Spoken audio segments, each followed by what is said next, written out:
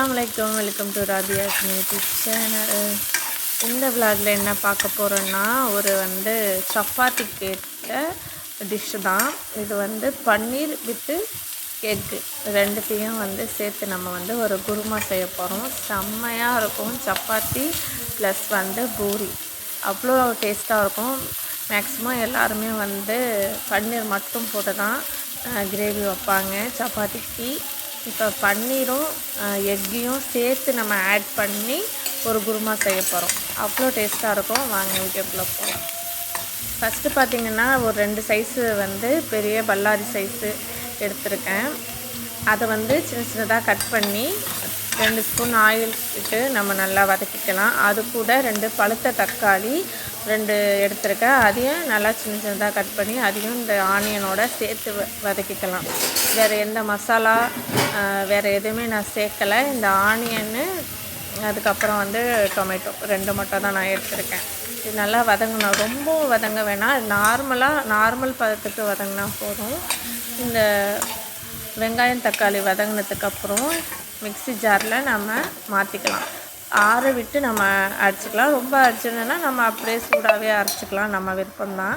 இந்த ஆனியன் தக்காளி கூட நம்ம பாதாம் இல்லாட்டி முந்திரி, நான் முந்திரி சேர்த்துருக்கேன். ஒரு 6 முந்திரி சேர்த்தா இன்னும் நல்லா டேஸ்ட்டாக இருக்கும் அந்த கிரேவி நம்மளுக்கு.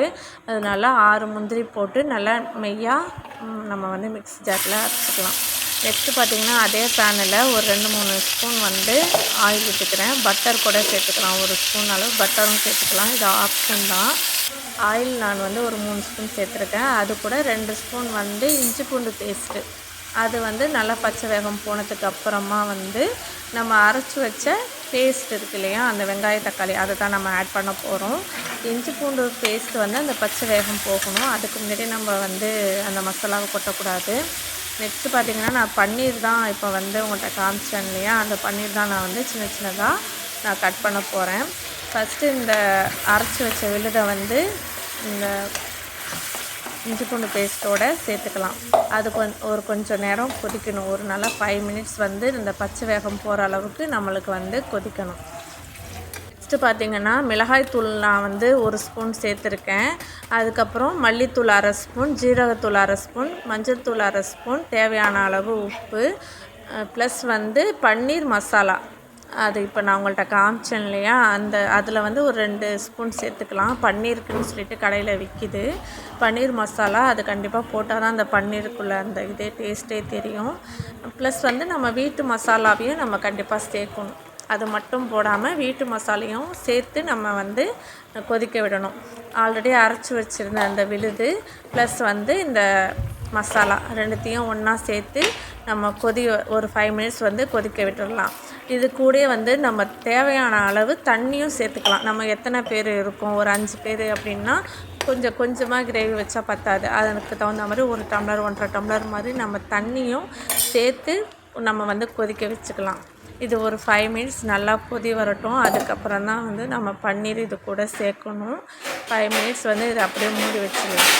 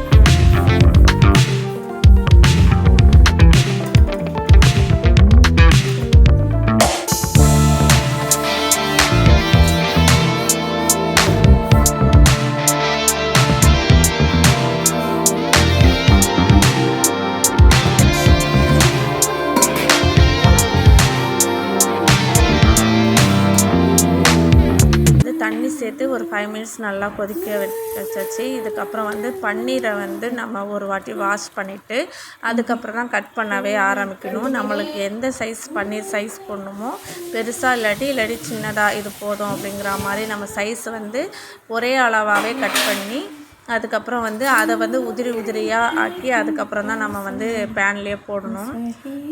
நெக்ஸ்ட்டு பார்த்திங்கன்னா இது அந்த பன்னீர் கூடயே நம்ம எக்கையும் சேர்த்துடலாம்.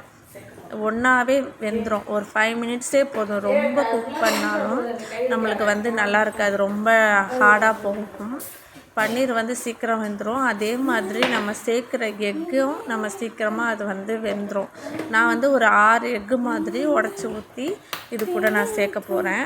அது ஒரு 5 மினிட்ஸ் மட்டும் வெந்தால் போதும். ரொம்பவும் வேக வைக்க வேணாம், ரொம்ப கொஞ்சம் அழுத்தம் கொடுக்கும். 1